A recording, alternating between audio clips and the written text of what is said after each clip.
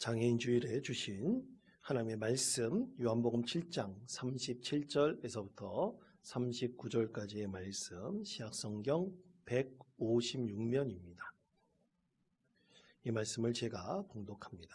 명절 끝날 곧 큰 날에 예수께서 서서 외쳐 이르시되 누구든지 목마르거든 내게로 와서 마시라. 나를 믿는 자는 성경의 이름과 같이 그 배에서 생수의 강이 흘러 나오리라 하시니 이는 그를 믿는 자들이 받을 성령을 가리켜 말씀하신 것이라. 예수께서 아직 영광을 받지 않으셨으므로 성령이 아직 그들에게 계시지 아니하시더라. 아멘. 그리스도인들이 좋아하는 찬양 중에서 똑바로 보고 싶어요 주님이라는 찬양이 있습니다. 여러분도 아마 잘 아실 것입니다. 똑바로 보고 싶어요 주님, 아시죠? 안 불러도 잘 아실 겁니다.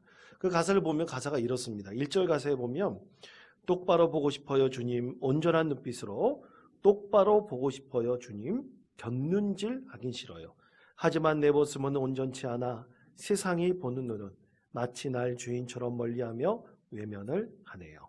주님, 이 낮은 자를 총하여 어디에 쓰시려고 이렇게 초라한 모습으로 만들어 놓으셨나요? 당신께 드릴 것은 사모하는 이 마음뿐. 이 생명도 달라시면 십자가에 놓겠으니 허울뿐인 육신 속에 참 빛을 심게 하시고 가식뿐인 세상 속에 미랄로 썩게 하소서. 참으로 기도하는 듯한 그런 찬양의 가사가 아닌가 그렇게 생각을 해봅니다. 저는 이 찬양을 접했을 때 이 찬양은 분명히 장애를 갖고 계신 성도가 지어서 하나님께 영광 올려드린 참으로 은혜의 찬양 아닌가 이렇게 생각을 했습니다. 근데 사실 아니었습니다. 이 찬양을 지어서 하나님께 영광 올려드리는 그 최원순 전도사, 지금은 목회자이십니다. 목사님이신데 그가 1987년에 이 찬양을 지어서 하나님께 영광 올려드렸습니다. 계기는 이렇습니다. 어떤 장애인 선교회의 철야 예배에 이 찬양 선교를 하고 있었던 최원순 전도사가 초청을 받아가지고 찬양 인도를 하게 됐어요. 찬양 인도를 하는데 그 철야 집회에 어떤 뇌성마비를 앓고 있는 한 자매가 와서 찬양을 부르는데 그 찬양하는 모습이 너무나 간절했습니다. 그때 자신의 상황과 오버랩됐어요. 그때 최원순 전도사는 폐기력을 알아가지고 군에 입대를 못했습니다. 그리고 심장이 굉장히 좋지 않았어요. 그리고 너무나 가난했어요. 그래서 이 육신적으로도 정신적으로도 굉장히 피폐하고 또 쪼그라들어 있던 이런 상황 가운데서 찬양 인도를 초청받아가지고 찬양 집회를 이제 인도하게 되었던 것이죠. 그러다가 뇌성마비 걸린 자매의 간절한 찬양하는 모습을 그 자리에서 목격하게 되었던 것입니다. 그러면서 하나님 앞에서 회개했습니다. 영적인 장애에 걸린 사람이 진짜 누구인가? 자기 자신을 회개하면서 하나님, 내가 어떤 환경과 어떤 상황 가운데서도 오직 하나님을 찬양하는데 최선을 다하는 주님의 자녀가 되겠습니다. 이렇게 결단하고 예배를 드리는데 성령님께서 임재하셔서 영감을 주신 거예요. 그래서 그 자리에서 이 찬양의 가사와 곡을 써내려갔습니다. 그래서 만들어진 곡이 바로 뭐라고요? 똑바로 보고 싶어요 주님이라는 찬양을 많은 성도들이 이렇게 찬양을 부르면서 우리도 감동을 받게 되었죠. 여러분, 전 최원순 전도사의 간증의 얘기를 들으면서 이런 생각을 했습니다. 그래, 육신적으로 장애를 가진 한 자매가 영혼의 장애를 입은 한 사람을 구원의 길로 인도하였구나, 그런 생각을 하게 되었습니다. 사랑하는 성도 여러분, 여러분 다 장애가 있으셔요? 없으세요? 우린 다 없다고 생각하지만 우린 사실 다 장애를 가지고 있습니다. 여러분, 장애를 육신적인 장애라고 생각하면 안 됩니다. 우린 마음의 장애가 있을 수도 있고 영적인 장애가 있을 수도 있습니다. 우리가 나한테 고백하거나 말할 수는 없지만, 내가 갖고 있는 장애를 나눌 수는 없지만 우리는 분명히 부족한 것을 다 가지고 있습니다. 그런데 사람들은 자꾸만 사람들의 외형적인 모습만 보고 정상과 비정상을 가르려고 하고 있습니다. 여러분, 이것은 세상의 편견입니다. 사람이 정상과 비정상은 없어요. 이것은 사람이 만들어 놓은 아주 형식적으로 편하게 만들어 놓은 도식일 뿐입니다. 여러분, 오늘은 우리 개신교가 물론 교단마다는 차이는 있지만 우리 개신교가 오늘 하나님께 예배할 때 장애인 주일로 기념하여 예배를 드리는 날입니다. 여러분, 참고로 어제는 무슨 날이었는지 아세요? 어제는 장애인의 날이었습니다. 나라에서 기념하는 날이에요. 우리 한국 교회는, 특히 개신교회는 국가적인 여러 가지 기념일을 우리가 생각하면서 교회 안에서 예배드리며 참된 믿음의 사람이 되기를 간절히 원합니다. 그래서 5월 1일은 무슨 날입니까? 근로자의 날이죠. 또는 다른 말로는 노동절이라고도 합니다. 그래서 그 주간에 맞춰서 다음 주일은 사실은 우리 모든 개신교회가 예배드리라고 기념하라고 정한 노동주일입니다. 물론 교회의 사정에 따라서 이 기념일을 예배로 드리고 이 사회에 대한 선교적 메시지를, 선교적 사명을 감당하려고 하는 교회들이 있고 또 그렇지 않은 교회들도 있습니다. 그러나 여러분, 오늘 우리 장로님께서 기도하셨듯이 우리 교회에서는 장애인 주일로 기념하며 예배 드릴 때 아주 특별한 의미를 가지고 있는 날이라고 생각을 합니다. 그것은 우리 교회가 참으로 노약자들을 위해서, 장애인들을 위해서 처음으로 편의시설을 어느 정도 완성해 놓은 날이기 때문이죠. 교회에 오시면 장애인들을 위해서, 노약자들을 위한 램프를 설치했고요. 또 오늘 이용해 보신 분들이 알겠지만 우리 교회가 우리 리프트를 처음 엘리베이터를 설치해 가지고 처음으로 운행한 날입니다. 참으로 하나님께서 우리 교회를 통해서 뭔가 변화의 시작, 새로운 도약을 알리는 첫 날이 바로 오늘이 아닌가, 저는 개인적으로 그렇게 생각해 봅니다. 예전에 섬겼던 교회는 장애인들을 위한 부서가 세 부서가 있었습니다. 실로암 부서라고 시각장애인을 위한 부서가 있었고, 또 사랑부라고 지체장애인이나 지적장애인들을 위한 부서가 있었고요. 또 그리고 농인부라고 청각장애인들을 위한 부서가 있었습니다. 처음에는 사랑부서가 생겼고 그 다음에 실로암 부서가 생겼어요. 그 다음에 농인부서가 생겼습니다. 그런데 사랑부 있을 때와 달리 실로암 부서가 생기면서부터 교회에 자그만 변화가 일어나기 시작을 했습니다. 그것은 뭐냐면 여러분, 실로암, 이 시각장애인들은 앞을 보지 못하지 않습니까? 그래가지고 이 시각장애를 앓고 있는, 가지고 있는 성도들이 교회 와서 예배드리러 갈 때는 여간 힘든 것이 아니었습니다. 그래서 교회가 그때부터 시각장애인을 위한 시설을 조금씩 갖추기를 시작했습니다. 가장 먼저 시작한 것은 시각장애인들을 도와서 교회의 여러 곳을 다닐 수 있도록 이 활동 도움을 주는 이 도우미들을 우리가 교회에서 선정해 가지고 교육을 했습니다. 그래서 그분들이 화장실을 갈 때든지 아니면 식당을 간다든지 예배당을 갈 때든지 항상 함께 1인 1명 이렇게 두 명이 한 조로 항상 움직이도록 했습니다. 또 두 번째로, 처음에는 실로암 부서가 있는 부서 그 근처에서부터 시작해가지고 교회가 점차 이 점자 블록을 설치하기 시작을 했습니다. 그래서 나중에는 교회 전체에 점자 블록을 설치했습니다.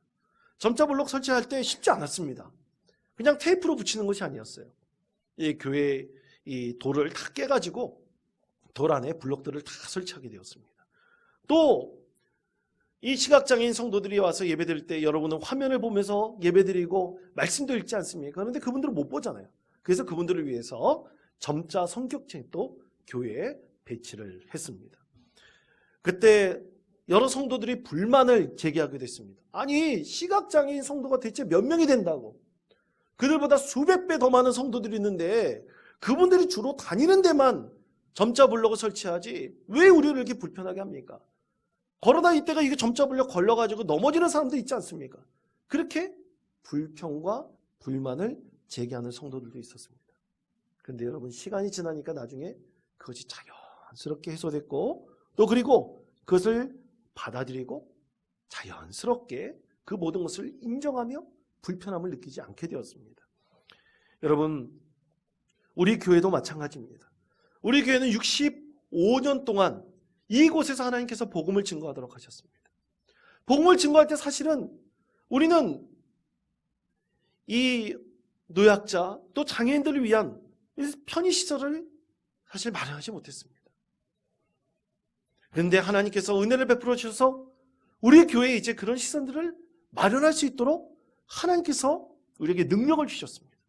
먼저 램프를 설치하고 그리고 오늘 드디어 운행식을 통해서 리프트를 설치하여 우리 몸에 불편하신 우리 성도님들이 그 리프트를 이용하여 본당에 올 수 있도록 했습니다. 이렇게 하니까 참으로 감사한 게 우리 성도들이 여러 아이디어를 내는 거예요. 목사님, 이 리프트를 설치하니까 성도님들이 좀 기다려야 됩니다. 그러니까 리프트 있는 입구에 성도님들이 앉을 수 있는 의자를 좀 설치했으면 좋겠습니다. 의자를 설치하는데 딱딱한 의자 앉으니까 방석을 좀 설치했으면 좋겠습니다. 목사님, 성도님이 다니기에 턱이 너무나 불편합니다. 턱들을 좀 제거했으면 좋겠습니다. 화장실 같아도 턱 좀 제거했으면 좋겠습니다. 또 손잡이를 좀 마련했으면 좋겠습니다. 이런 여러 가지 아이디어를 말씀하시는 분들이 참 많아졌습니다. 여러분, 이것이 얼마나 감사한 하나님의 은혜입니까? 여러분, 이런 변화들은 교회를 새롭게 업그레이드하고 또 새로운 도약을 알리고 또 그것을 시작하는 분명한 계기가 될 것이라고 믿습니다. 오늘 예수님께서는 명절 끝날 많은 그 유대인들에게 복음을 전파하셨습니다. 근데 이 복음을 전파하실 때 예수님께서는 오늘 아주 특별하게 말씀을 하셨어요. 예수님께서 이제 곧 사라지실 텐데, 예수님께서 물론 죽으시고 부활하셔서 하늘나라로 승천하시지 않습니까? 그런데 그 이후에는 예수님을 육신의 모습으로 배울 수 없지 않습니까? 그래서 예수님께서 이제 곧 사라지실 텐데, 제자들과 만나지도 못하실 텐데, 그때 과연 어떻게 할 것인가? 그것에 대해서 예수님께서 말씀하셨습니다. 우리가 읽지 않은 말씀, 요한복음 7장 34절에서부터 36절까지의 말씀을 다 같이 한 목소리로 읽겠습니다. 너희가 나를 찾아도 만나지 못할 터이요 도저 못하리라 하시니, 이에 유대인들이 서로 묻되 이 사람이 어디로 가기에 우리가 그를 만나지 못하리요? 헬라인 중에 흩어져 사는 자들에게로 가서 헬라인을 가르칠 터인가? 나를 찾아도 만나지 못할 터이요 나 있는 곳에 오지도 못하리라 한 이 말이 무슨 말이냐 하니라. 아멘. 자, 예수님께서 마지막 때 그때가 다가오기 때문에 예수님께서 이렇게 말씀을 하셨죠. 그런데 이것에 대해서 유대인들이 잘못 이해했습니다. 아, 저 예수가 헬라인들이 사는 땅에 가가지고 얘기를 하려나 보다. 거기에 가서 살려나 보다. 잘됐다. 그렇게 생각을 했습니다. 그러니까 이 유대인들이 예수님 말씀을 잘못 이해하게 된 것이죠. 그때 예수님께서 요한복음 7장 37절을 통해서 이렇게 말씀을 하셨습니다. 우리 37절 말씀 다시 한번 우리 한 목소리로 읽겠습니다. 명절 끝날 곧 큰 날에 예수께서 서서 외쳐 이르시되 누구든지 목마르거든 내게로 와서 마시라. 아멘. 자, 여러분, 여기서 명절 끝날은 무슨 날입니까? 바로 초막절입니다. 여러분, 초막절은 이스라엘 백성이 광야에서 생활을 시작할 때 하나님께서 늘 그들을 보호하시고 그들을 인도하시고 그들과 동행하시겠다고 약속하시며 7일 동안 지내는 귀한 절기입니다. 그리고 이 초막절은 반드시 6월절에서부터 시작합니다. 왜냐하면 6월절에 하나님의 구원의 은혜가 있지 않았습니까?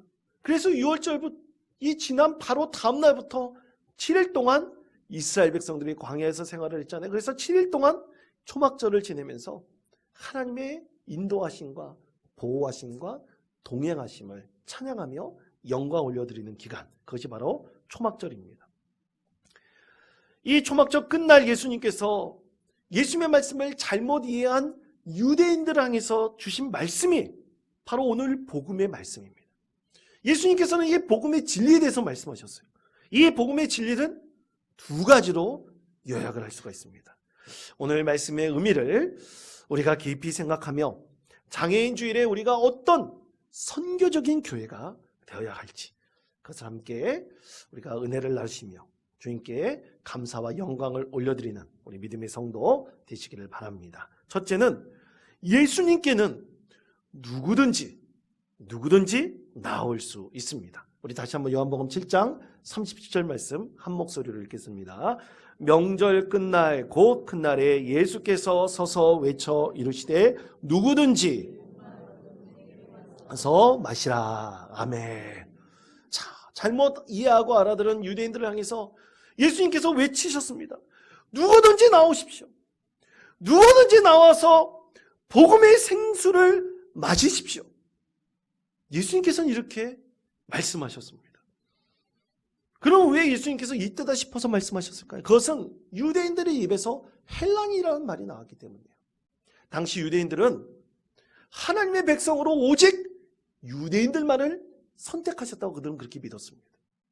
그래서 자기들과 이방인인 이 헬라인들은 차원이 다른 사람들을 생각했어요. 왜냐하면 우리는 하나님께서 선택한 하나님의 백성이기 때문이라는 것이죠. 또 같은 혈통인 사마리아인들에 대해서도 무시했습니다. 멸시했습니다. 차별했습니다. 왜냐하면 사마리아는 이방인들의 피가 섞였기 때문이에요. 그래서 오직 유대인들만을 하나님께서 선택하셨다는 그런 하나님의 백성된 자의 자존감을 그들이 갖고 있었어요. 자만심이 있었습니다. 그러나 이것이 얼마나 잘못된 생각입니까? 말도 안 되는 생각이죠. 예수님께서는 이런 유대인들의 잘못된 시각에 대해서 그들이 헬란이라는 말이 나오자마자 예수님께서는 명절 끝날 유대인들을 향해서 외치셨습니다. 여러분, 누구든지 나에게로 나오십시오. 누구든지 나와서 복음의 생수를 마시기 바랍니다. 예수님께서는 그렇게 외치셨습니다. 그러므로 여러분, 우리 교회는 누구든지 나올 수 있는 교회가 되어야 됩니다. 거기에는 어떤 제약이 있으면 안 됩니다. 어떤 차별도 있으면 안 됩니다. 오늘 우리 교회가 참으로 한 단계 업그레이드하던 날이 도약하는 날이 될 수 있다는 의미가 바로 여기에 있습니다. 여러분, 우리 교회가 65년 만에 장애인들을 위한 설치를 이제 시작한 겁니다. 얼마나 놀라운 하나님의 은혜고 축복입니까? 이제 이것을 통해서 누구든지 나올 수 있도록 몸이 불편해도 본당에 나와서 예배하며 하나님의 은혜를 나눌 수 있는 그 기반이 사실 어느 정도는 마련된 것입니다. 저는 5월 11일 올해 이제 목회계획에도 밝혔지만 5월 11일 토요일 11시에 우리 교회 어르신들을 다 모시고 연합 구역 예배를 드리려고 합니다. 그리고 조금이나마 식사도 뭐 같이 국수를 하든지 뭘 하든지 아직 식사도 같이 하려고 합니다. 제가 참으로 감사한 것은 이 목회를 하면서 몸이 불편한 이 어르신들을 배울 때 어르신들이 하는 얘기가 있습니다. 목사님, 한 번이라도 교회 나가서 본당에서 예배드리고 싶습니다. 그렇게 말씀하시는 분들이 너무나 많습니다. 어떻게 하면 그분들을 모시고 나와서 예배드릴 수 있을까? 어떻게 하면 그분들을 휠체어라도 끌고 해서 예배드릴 수 있을까? 간절한 마음이 있었습니다.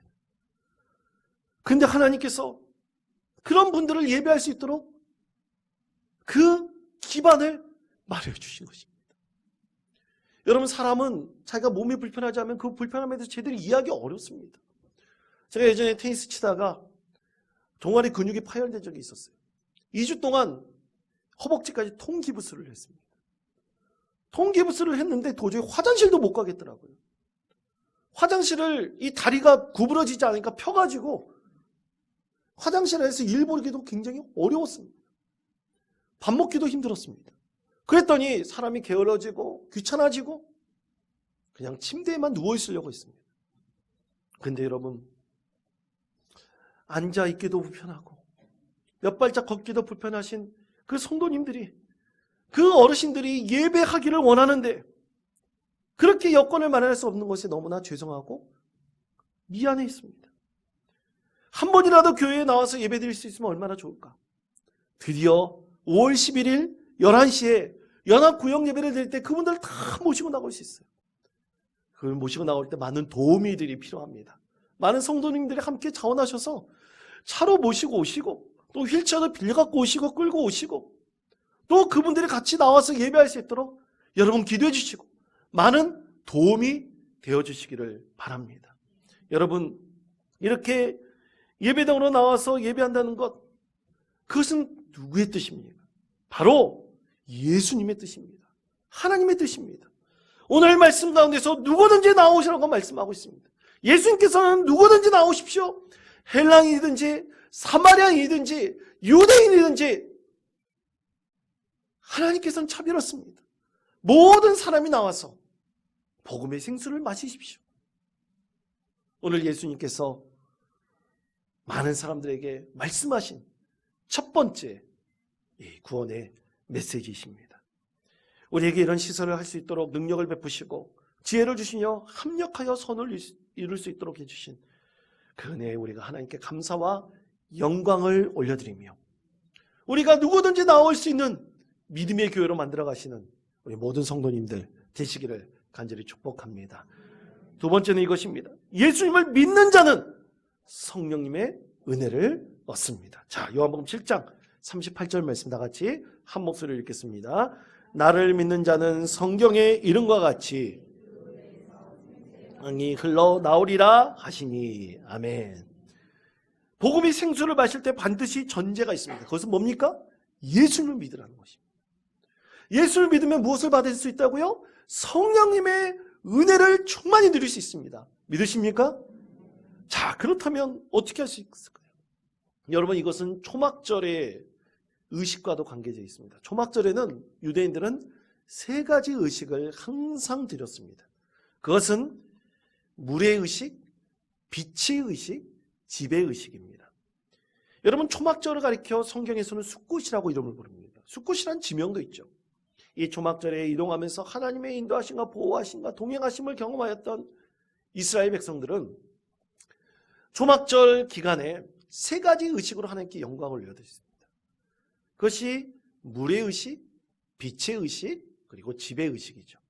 그런데 물의 의식과 빛의 의식은 항상 성막이나 성전에서 행하였습니다. 그런데 지금 이스라엘에는 성전이나 성막이 없죠. 그래서 초막에서 지내는 초막의 의식만, 지배의 의식만 남아 있습니다. 그러면 성전에서 행하는 물의 의식과 빛의 의식은 무엇일까요? 여러분, 물은 이 물을 제단에 쫙 뿌리면서 제단을 말끔히 씻어내는 것입니다. 빛의 의식은 초막절 기간 내내 항상 성전의 제단을 밝히는 의식을 말합니다.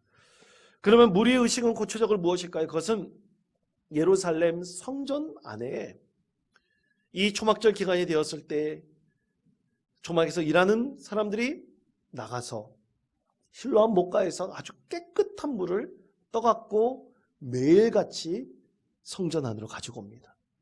그러면 그 물을 제사장이 제단에 부어요. 제단을 깨끗하게 씻어냅니다. 그리고 그때 제사장은 물과 포도주를 마십니다. 그러면서 깨끗이 씻어내면서 마음속으로, 그리고 하나님께 기도하면서 이렇게 기도합니다. 하나님, 땅이 목마른 것처럼 우리의 파종함이, 농사함이 잘 되기를 하나님 갈급한 심령으로 소망합니다. 제단에 물을 가득 부으면서 이 제단에 물이 가득 부어진 것처럼 하나님, 이 파종하는 초막절 기간에, 시작하는 기간에 이 메마른 대지를 하나님이 가득하게 목마르지 않도록 이 대지를 적셔 주십시오. 간절한 심령으로 제사장들이 하나님께 기도를 올리며 물의 의식을 행하는 것입니다.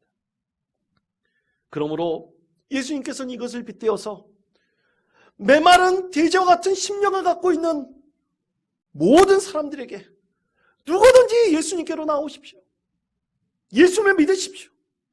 믿는다면 바로 그 안에 성령님께서 성령의 충만한 은혜를 부어주셔서 여러분의 심령 가운데 생수의 강이 흘러넘칠 것입니다.